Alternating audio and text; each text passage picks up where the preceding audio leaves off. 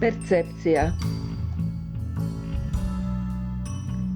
Ništa nije kakvim se čini, no je li baš zbog te činjenice ili unatoč njoj naša slika, doživljaj nečega upravo onakav kakvim ga mi doživljavamo, budući da je naša percepcija tek jedna u moru mogućih, no jednako tako ništa manje točna od potencijalno drukčijih. U svojoj stvarnosti mi nosimo vlastitu vjernost stanovitog doživljaja kakvu nitko nikada neće vidjeti našim očima. U skladu s tim nije pogrešno reći kako je zapravo svijet rođen onoga časa kada smo mi nastali, kao što će i umrijeti onog trenutka kada nas više neće biti. Začet je u točki našeg postojanja i premda je možda takvo gledište egoistično, razmislimo li malo bolje, zaključit ćemo kako teško može biti drugačije, jer svaki čovjek svijet doživljava kroz sama sebe. Sjećajući se prošlih događaja, ponekad se pitamo koliko je zapravo naš umni zapis točan, a koliko je na njega imalo utjecaja modeliranje sjećanja u našemu mozgu, do čega s vremenom neminovno dolazi, do stanovitog preoblikovanja.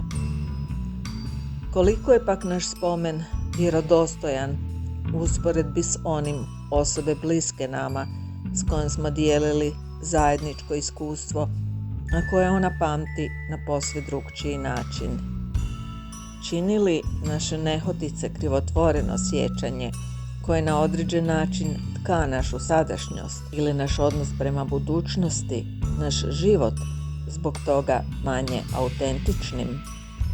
Držim da ne, jer jedino što je važno ipak je percepcija koja potječe iz našega sjećanja na određeno zbivanje u prošlosti, jer mi se možemo prisjećati nekog događaja na pogrešan način, ali dojam koji je taj događaj ostavio na nas uvijek će biti više-manje vjeran, zato što osjećaji proizašli iz našeg utiska ne mogu biti lažni, mada su ipak moguće pomalo unakaženi. Oni su ona vrst istine zapisane u nama, koju proživljavamo kroz nekad i sad, a koju prenosimo u sutra. Mi smo kreatori našeg doživljenog svijeta i upravo kroz taj doživljaj stvaramo svoje buduće slike i svoj odnos prema svijetu i ljudima u svome daljnjem životu. Što više starimo, sjećanja na neka davna događanja s vremenom poprimaju bitno drukčije značenje.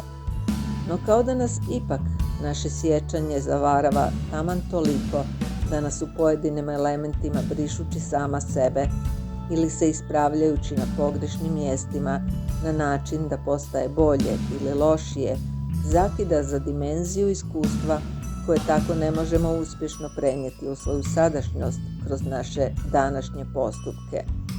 Kao da nam ne dopušta da učimo iz vlastitih pogrešaka, jer naše pokojne kroz naše viđenje nerijetko čini bezgrešnima, dok naše vlastite greške preuveličava. Kao na staroj već izbljedjeloj fotografiji na kojoj nedostaju mnoge presudne nijanse, koje su određenom zbivanju dale povod i smisao, lišava nas mogućnosti preciznoga iščitavanja. Zbog čega je nešto bilo upravo takvim kakvo je bilo, našlo bi se mnogo razloga. I kada bismo se mogli vratiti u našu prošlost, možda bismo opet učinili isto. Ipak, naša prošlost nema namjeru rehabilitirati naše nekadašnje postupke kroz naše današnje sjećanje na nju. Naš um nam ne dopušta tu ekskluzivnu mogućnost da se zavaravamo na vlastitu dobrobit, nego naprotiv, za nas zadržava ona najistaknutija mjesta na kojima nismo učinili ono što mislimo da smo trebali. Naše nas manje ugodno sjećanje uza se vezuje na vrlo neobičan način, prikradajući nam se i potom iskačući pred nas kada to najmanje očekujemo. Nerijetko nas zaskoči u trenucima kad se u našem životu događa neka dobra prekretnica. Kao stara majka ili otac koji nas želi upozoriti da ne mora sve biti sjajno kao što smo zamislili i da uvijek moramo biti na oprezu kako ne bismo ponavljali nepoželjno. No, što je to nepoželjno? Premda je poznato da ne valja biti opterećen prošlošću, mi smo satkani od svega onoga što smo prošli i nemoguće je ne osvrtati se na ono što se dogodilo nekad.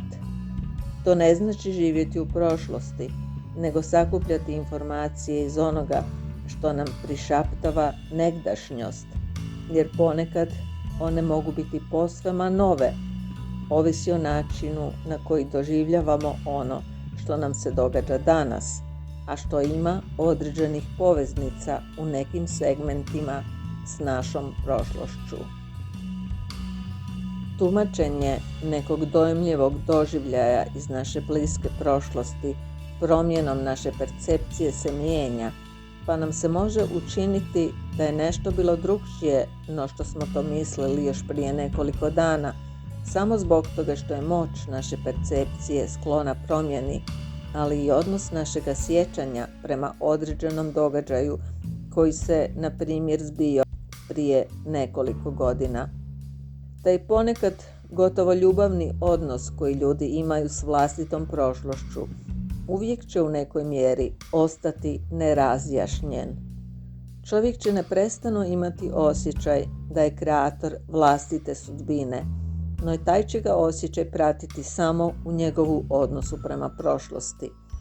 Već u sadašnjosti on postaje sasvim običan čovjek, čije su sposobnosti primjereno ljudski manjkave, a percepcija bolja ili lošija od one drugih ljudi.